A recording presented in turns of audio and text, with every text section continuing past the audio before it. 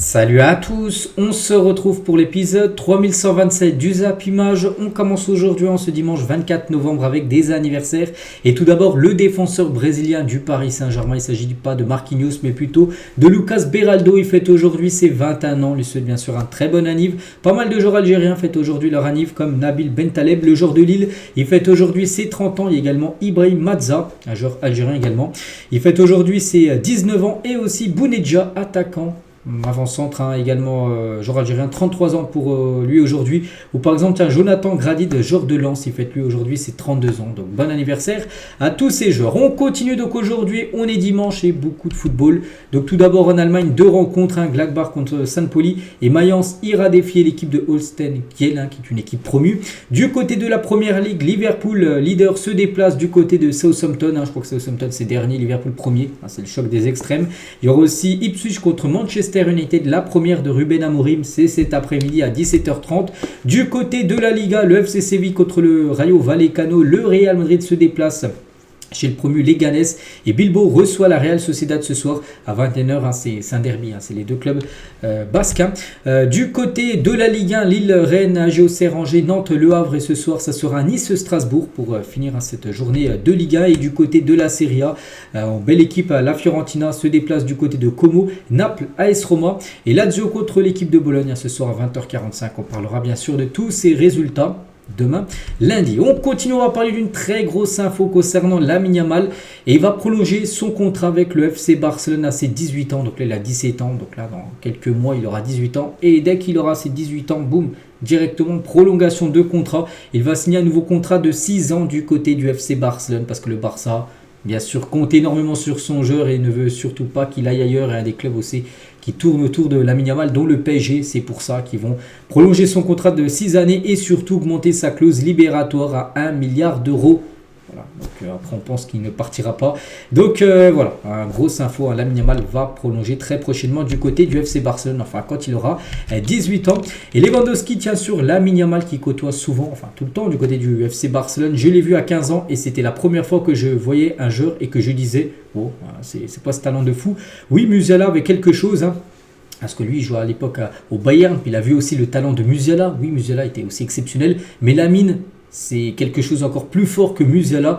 Donc comment tu peux être aussi fort, intelligent à cet âge, parce que la première fois il avait participé à 15 ans son premier entraînement au FC Barcelone, puis il y avait Lewandowski, puis il a été choqué en gros par le niveau de Lamine Yamal. On va parler d'un autre Espagnol, c'est Rodri, sur un possible intérêt du Real Madrid. Il est en interview, il a dit: quand le Real Madrid, le meilleur club de l'histoire, vous appelle, c'est un honneur, il faut y prêter attention. Donc en gros, il ouvre totalement la porte à une arrivée du côté du Real Madrid lors de l'été 2025. Donc il a dit: quand le Real se présente à toi, tu peux pas dire non. Voilà, si le Real Madrid passe à l'action, et le joueur serait plutôt pour, pourquoi pas un retour pour lui en Liga, lui qui avait joué à l'Atlético Madrid à l'époque. Et Rodri tient sur Vini Junior qui a fini deuxième au Ballon d'Or. Il a dit un appel de Vini après le Ballon d'Or pour le récompenser. Oui, un appel FaceTime. Non, rien, on n'a pas parlé. Donc aucun message du Real Madrid ne sont pas venus au gala. Donc évidemment, ça n'aurait aucun sens de m'envoyer un message après. Donc voilà. En gros, il n'y a pas eu de message du Real Madrid pour féliciter Rodri alors qu'il est joueur espagnol d'avoir remporté le Ballon d'Or. Non, il n'y a quasiment eu aucun contact, bien sûr, entre les deux parties. Et Rodri tient sur Toni Kroos. Il a dit chapeau bas, Toni Kroos. Il a décidé de quitter le football parce qu'il le voulait et quand il était au top de sa carrière. Pas quand le football l'a abandonné, parce qu'il y a des joueurs qui arrêtent leur carrière parce qu'ils sont plus bons pour le football. Donc lui, il a arrêté sa carrière au top de son niveau. Il finissait avec l'Euro, avec l'Allemagne, mais surtout avec son club. Il avait fini avec une Ligue des Champions remportée. Toni Kroos, donc il a fini à son prime parce qu'on pense qu'il aurait pu encore jouer facilement. Là, il a 34 ans. Il aurait pu jouer encore 1, 2, 3 années de plus au Real. Mais il a préféré arrêter à son sommet le joueur Toni Kroos. Et Toni Kroos, 34 ans, il aura 35 ans, le 4 janvier, le même jour que moi, on est né la même année, le même jour. Lui et moi, bref, ne dit pas non à la possibilité de revenir un jour au Real Madrid. Bon, pas en tant que joueur, mais dans un autre rôle. Il a dit, je n'écarte pas la possibilité que je puisse revenir avec un poste au Real Madrid à un moment donné. Le Real Madrid sera toujours très important pour moi. C'était une longue étape pleine de réussite et d'affection. Cela restera pour toujours. Je me sentirai toujours proche du Real Madrid et il n'y a aucun doute. Voilà, peut-être peut-être. Bon, je ne sais pas s'il parle d'entraîneur, mais peut-être en mode ambassadeur du Real Madrid, comme l'est actuellement Roberto Carlos auprès du Real, ou peut-être dans un autre rôle, mais voilà, il pourrait revenir très prochainement travailler pour le Real Madrid. Tony Kroos. On va parler de Elie Wahi, donc un membre dans l'entourage d'Elie Wahi au journal La Provence, sur le genre marseillais. Donc Elie est un hypersensible, il marche à l'affect, il a besoin d'être en totale confiance pour être bon, d'être soutenu, cajolé pour performer. Donc voilà, il faut en gros que son entourage, ses coéquipiers, en gros, lui envoie beaucoup de force. Et là, vraiment, il est bon. Si les gens commencent à le critiquer, tout ça, en gros, il perd tous ses moyens. Donc l'attaquant de l'Olympique de Marseille. Et depuis, c'est un attaquant français. Et en parlant des attaquants français, du côté de l'équipe de France, et c'est vrai qu'on sait qu'il y a un gros problème de marquer des buts du côté des Bleus. Bon, peut-être pas sur le dernier match, mais bon, c'est pas des attaquants. C'est Rabiot qui a marqué un doublé, qui n'est pas attaquant, et Lucadine qui a marqué, un but contre son camp, mais Lucadine sur coup franc. C'est-à-dire que les attaquants n'ont toujours pas marqué. Et face à la panne d'efficacité des Bleus, Djibril Cissé propose l'ajout d'un entraîneur des attaquants dans le staff de Didier Deschamps, un peu à l'image d'un entraîneur des gardiens, un entraîneur des attaquants. Donc lui, par exemple, il est entraîneur des attaquants du côté de la GOCR, Djibril Cissé, son travail là actuellement. Et il aimerait en gros, peut-être pas lui, mais qui est en gros un entraîneur des attaquants du côté des Bleus pour qu'il performe et qu'il soit meilleur.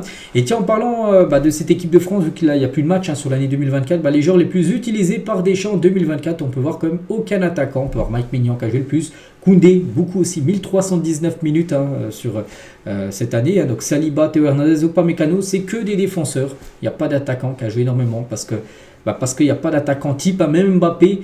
Il n'était pas là lors des deux derniers rassemblements, c'est même pas un joueur qui peut jouer tout le temps parce qu'il n'est pas aussi bon qu'il l'était il y a quelques années.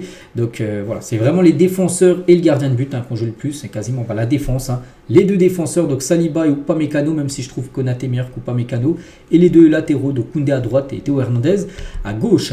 Et les trois meilleurs joueurs de l'équipe de France en 2024 selon les notes de l'équipe, si on prend je crois qu'il y a eu 14 matchs de l'équipe de France sur l'année 2024 et tu fais la moyenne en gros, c'est Mike Maignan qui a eu la meilleure note à 5,9 devant Saliba 5,8 et Upamecano 5,7 que des défenseurs ou un gardien, pas de joueur offensif parce qu'on sait qu'en attaque il y a un gros problème. Bref, on va parler de ce coach, donc il s'agit de Yann Holloway, entraîneur de Swindon Town, donc une équipe de 4e division anglaise, a indiqué que la mauvaise forme de son équipe pouvait être due au centre d'entraînement hanté. Donc il a dit, les gens me disent que la zone est hantée, il y a un cimetière à côté, je ne plaisante pas. Voilà, parce que son équipe, les derniers résultats, c'est pas fou, pas mal de défaites. Il dit en gros, je crois que l'équipe est hantée, le centre d'entraînement hanté, et du coup ça se reflète sur les résultats. Zinchenko parle de la fourberie des fois de Mikel Arteta. Il a dit, j'ai vu Mikel Arteta dire aux joueurs blessés de venir dans le bus de l'équipe et d'entrer dans le vestiaire avec leur trousse de toilette pour mettre l'entraîneur adverse sur une fausse piste, parce que des fois, souvent il y a des joueurs blessés et des fois les joueurs ils viennent quand même, ils font le déplacement et ils arrivent en mode comme s'ils allaient jouer mais ils s'étaient blessés. C'est pour en gros les fans de compo, en gros, même s'ils n'allaient pas jouer, c'était pour pour que l'entraîneur en face il voit en gros qu'il y a des joueurs soi-disant blessés, mais en gros qui venaient dans le groupe. C'est-à-dire en gros, est-ce qu'ils étaient aptes ou non à jouer. Donc voilà, ce que fait de temps en temps Mikel Arteta. On va parler d'un autre coach, également espagnol, comme Arteta, il s'agit de Xabi Alonso. Reste le grand favori pour le poste d'entraîneur du Real Madrid l'été prochain si Ancelotti s'en va. C'est Carlo Ancelotti, on verra en fin de saison ce qu'il va être. Donc s'il venait à partir, ce sera Xabi Alonso, certainement l'entraîneur. Et c'est vrai que quand je vois tous ces entraîneurs espagnols, c'est vrai qu'actuellement, les entraîneurs espagnols sont au top. On pense à Xabi Alonso, on pense à Arteta, on pense à Pep Guardiola, on pense à Luis Enrique qui coach le Paris Saint-Germain. Donc voilà, pas mal de grands coachs espagnols maintenant qui coachent des énormes équipes européennes. On va parler de Robert Lewandowski, souhaite prolonger avec le Barça jusqu'en 2027. Donc lui de base, il a un contrat jusqu'à la fin d'année, en fin de saison. Mais normalement, son contrat va être prolongé d'une saison automatiquement. Donc en gros, jusqu'en 2026, il joue à peu près, je crois que c'est 40% des matchs. Donc là, il a joué quasiment tous les matchs du côté du Barça. Donc il va reprolonger une année. Et il aimerait reprolonger après d'une année supplémentaire jusqu'en 2027. Lewandowski, Castello-Luqueba dispose d'une clause libératoire fixée à 90 millions d'euros. Elle devrait passer à 65 millions d'euros lors de l'été 2026, dans un peu moins de 2 ans. Voilà, ce joueur qui pourrait peut-être quitter les Leipzig et aller dans un autre club. Concernant le champion du monde argentin, Nicolas Tagliafico a été proposé à la Juventus Turin. La vieille dame débourserait pour s'attacher les services, c'est pas marqué la somme, c'est un peu ballot, c'est pas marqué la somme, je sais pas combien ça coûterait un Tagliafico. Je sais pas, peut-être 10-15 millions, je pense pas que ça coûte plus cher. Donc voilà, il est pisté par la Juventus Turin. José Mourinho a appelé Cristiano Ronaldo pour savoir s'il était heureux à Al Nassr, son club. Donc le technicien portugais aimerait le recruter du côté du Fenerbahçe. Voilà, peut-être qu'il reviendrait du coup en Europe bien sûr, CR7, et pourquoi pas jouer la Ligue des Champions avec le Fener saison prochaine. Donc voilà, on verra. Pour l'instant il est bien à Al Nassr. Cristiano Ronaldo, mais pas que les deux avaient travaillé ensemble à l'époque, bien sûr, du côté du Real Madrid. Tiens, en parlant du Real Madrid, Angel Di Maria, ancien joueur du Real, sur la comparaison entre Ronaldo et Messi, parce qu'il a côtoyé les deux, il a joué bien sûr avec Ronaldo au Real et avec Messi en sélection. Il a dit Cristiano représente le travail, juste le travail. Messi est un pur talent, c'est un don en gros. Il n'a besoin d'aucun effort, il est juste le meilleur dans son domaine en gros. C'est pourquoi la différence entre eux est si grande en gros, que Messi est meilleur tout simplement que CR7. Et Di Maria se confie sur les méthodes employées pour stopper les joueurs du Barça lors des Clasico à l'époque, quand il y avait Messi et Ronaldo qui s'affrontaient. Di Maria aussi jouait ces Clasico. Donc il a dit la seule façon de battre cette équipe de Barcelone était de frapper, de marquer, de courir plus que. Des fois j'avais peur qu'on blesse un Léo Messi, ça me préoccupait plus qu'autre chose. Le match à Mestalla a été très dur. Cette finale c'était des coups. En gros là il part d'une finale de Coupe del Rey, Coupe du Roi. En gros c'est joué à Mestalla, c'est le stade de Valence. C'était entre le Barça et le Real. Et donc voilà, il dit que le match était que des fautes. Les joueurs du Real faisaient que des fautes sur les joueurs du FC Barcelone. J'ai donné un coup à Léo, pourtant c'est son ami en sélection. Il a dû faire une faute sur Léo Messi. Il a dit qu'il partait en contre. Je suis allé le relever et je lui ai dit désolé, mais si je ne faisais pas faute sur toi, tu aurais pu nous mettre un but. Voilà, il est obligé d'en gros de faire des fautes sur le Barça et sur Messi, sur les autres joueurs. Bien sûr du Barça, je n'avais pas d'autre option, ça jouait comme ça. C'était impossible de l'arrêter et il est obligé de le boiter. Voilà. Ce qu'a pu dire Angel Di Maria sur Messi, comment stopper le Barça à l'époque. On va parler de cet ancien défenseur central du côté de Tottenham ou même du côté de la sélection belge. Il s'agit de Toby Alderweireld. Raconte ses récentes crises de panique à cause du football. Il a dit après un match de coupe en 2022, j'étais en colère et frustré, je n'arrive pas à dormir la nuit et je suis parti au club tôt pour une séance de musculation. Avant de partir, j'ai pris une pilule de caféine car je n'aime pas le café. Dans la voiture, mon cœur s'est soudain mis à battre à 1000 à l'heure. J'ai pensé, je suis en train de faire une crise cardiaque, c'est fini pour moi, je ne reverrai plus jamais mes enfants. Donc il a vraiment paniqué et on peut le comprendre. Donc je me suis arrêté, je suis entré dans un magasin de meubles et j'ai demandé s'il pouvait appeler les secours. À cause du stress, j'ai senti mon cœur battre à tout rompre. J'ai une crise de panique, ce qui a accéléré les battements de mon cœur. En fait, vous vous rendez fou. Et à un moment donné, vous pensez que vous allez avoir une crise cardiaque et mourir. Donc c'est la raison en gros pour laquelle il a quitté la sélection à l'époque. Il a arrêté avec la Belgique parce que voilà, pour lui c'était prendre trop de risques par rapport aux crises de panique à cause du football. Il a préféré stopper. Il avait eu bien raison, bien sûr, le défenseur belge. On va parler de Mehdi Benatia, se rapproche du poste de directeur sportif de l'Olympique de Marseille. Rien n'est encore acté, mais il pourrait signer un contrat de 2 ans et demi. Donc son contrat externe avec le club se termine en décembre. Là, dans quelques jours, c'est la fin de son contrat. Il n'est pas actuellement directeur sportif, il est, conseiller auprès de Pablo Longoria. Donc là, il pourrait devenir directeur sportif de l'OM. Et signer, du coup, 2 ans et demi, ça serait jusqu'à 2027, parce que ce serait 2 ans et demi. Oui, ce serait 2027. On va parler d'un autre directeur sportif. Donc après Arsenal, l'Arabie Saoudite aimerait aussi également faire venir Luis Campos, directeur sportif du Paris Saint-Germain, en fin de contrat en fin de saison. Luis Campos. Donc cependant, la tendance reste toujours une prolongation du Portugais du côté du Paris Saint-Germain. Matteo Guendouzi admet avoir été agréablement surpris par le niveau de la Serie A et met notamment en avant l'importance de la vidéo. Il a dit c'est totalement différent. J'ai été très surpris du championnat italien. En étant honnête, je regardais peu la Serie A. Le niveau est très élevé. Il suffit de regarder le top 8 pour comprendre la qualité de ce championnat. Tous les matchs sont compliqués. Donc lui il joue bien sûr à la Lazio. Donc c'est vrai qu'il y a beaucoup de tactiques. Il faut trouver les espaces. Les équipes travaillent beaucoup avec la vidéo. C'est sur ce point que j'ai le plus évalué. Nous on fait de la vidéo 3 fois par semaine par exemple du côté de la Lazio. Tu sais qu'en arrivant au match, les mecs en face savent ce qu'ils doivent faire sur toi. Pour moi c'est le deuxième meilleur championnat du monde derrière l'Angleterre, derrière la première ligue. Voilà ce qu'il peut dire Guendouzi sur le niveau du championnat italien. À seulement 22 ans, Miles Shona décide de mettre un terme à sa jeune carrière. À 22 ans, il stoppe sa carrière. Donc le jeune joueur de l'académie d'Aston Villa a déjà subi de graves blessures au ligament croisé antérieur. Il a eu pas mal de blessures du coup. Il préfère arrêter sa carrière, il sait qu'il sera toujours blessé. Voilà, c'est vraiment dommage, hein, donc il a mis un long message sur ses réseaux sociaux.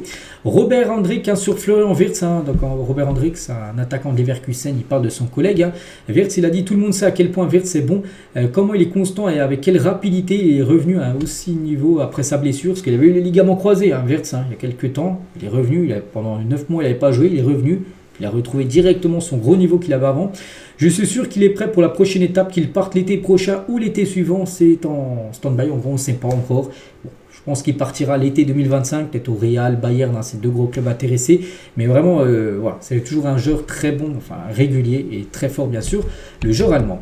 La présidente du Palmeiras, donc Leila Pereira, refuse d'accueillir Neymar dans son club parce que Neymar devrait soi-disant résilier avec Al Hilal et peut-être retourner du côté du Brésil, peut-être à Santos, mais elle ne voudrait pas d'un Neymar à Palmeiras. Elle a dit lorsque je recrute un joueur, il faut qu'il soit prêt immédiatement. Palmeiras n'est pas un département médical par rapport à toutes les blessures de Neymar. Neymar est un grand joueur, mais il ira à Santos, le club où il devrait signer. Enfin, je pense, il faut demander aux dirigeants du club. Donc voilà, concernant la présidente de Palmeiras, elle ne veut pas de Neymar. De toute façon, Neymar, je ne pense pas qu'il serait. S'il serait retourné au Brésil, c'était seulement pour Santos, ce ne serait pas la Palmeiras. Mais en gros, il a envoyé une balle perdue à Neymar pour dire que Palmeiras n'est pas un département médical. Voilà, par rapport à toutes les blessures de Neymar. Ousmane Dembélé s'exprime sur les critiques et son rapport sur les réseaux sociaux. Il a dit « Je regardais souvent ce qui se disait sur moi. À l'époque, ça me blessait. Mais au fur et à mesure, je me suis dit « Tu vas toujours avoir quelqu'un qui n'est pas d'accord. » Et c'est pour ça qu'il a arrêté de regarder.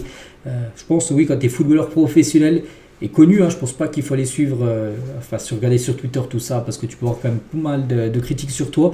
Donc il a dit, voilà, maintenant il ne regarde même plus. Et Dembélé, tiens, sur sa retraite, il a dit « Je veux prendre ma retraite à 34 ans. » Actuellement, il a 27 ans. Donc ensuite, je veux me lancer dans l'immobilier, investir en Afrique, en France. Donc encore 7 ans de Dembous. Puis après, il arrêtera sa carrière. Samuel Eto'o explique pourquoi il a rejoint l'Inter Milan de Mourinho en 2009. Il a dit « Il m'a envoyé une photo du maillot numéro 9 de l'Inter. Il m'a écrit « Il est à toi, il t'attend. » Il a envoyé ça déjà. Mourinho en photo. Materazzi, qui était joueur également de l'Inter, m'a aussi envoyé un message disant « Si tu viens à l'Inter, nous gagnerons tout. » Je n'avais pas son numéro, il ne savait pas. En gros, il a reçu ce message, mais il ne savait pas qui c'est. C'est qui ce numéro, en gros, qui me dit si je viens à l'Inter, je gagne tout. Donc je n'avais pas son numéro dans mes contacts, alors j'ai demandé à Albertini si c'était le sien. Albertini, il a dit non. Donc après, il a dit c'est une Materazzi. Du coup, une telle chose ne m'est jamais arrivée dans toute ma carrière et ce message a eu beaucoup de poids. Alors voilà, que Mourinho et Materazzi lui disent viens à l'Inter, on va tout gagner. Et du coup, il a rejoint l'Inter. Et du coup, une très bonne décision puisqu'il remportera le triplé avec l'Inter dès sa première saison en Italie. Donc la Coupe d'Italie, le championnat italien et bien sûr la Ligue des Champions. Et on finit avec un club avant de rejoindre l'Inter. Il jouait au Barça, on parle d'Eto'o. Et tiens, à quel joueur vous fait penser ce maillot du FC Barcelone il y a quelques années? On finit avec ça aujourd'hui. Donc moi j'ai pensé à Neymar. On aurait pu penser aussi peut-être à Messi pour certains, ou peut-être à d'autres joueurs. Moi j'ai pensé à Neymar. Qui portait ce maillot bleu à l'époque du côté de Barcelone. Donc voilà les gars, tout ce qu'il y avait à dire aujourd'hui. J'espère que ça vous a plu. On se retrouve bien sûr demain lundi pour le prochain numéro. Je vous souhaite une très bonne journée et à demain.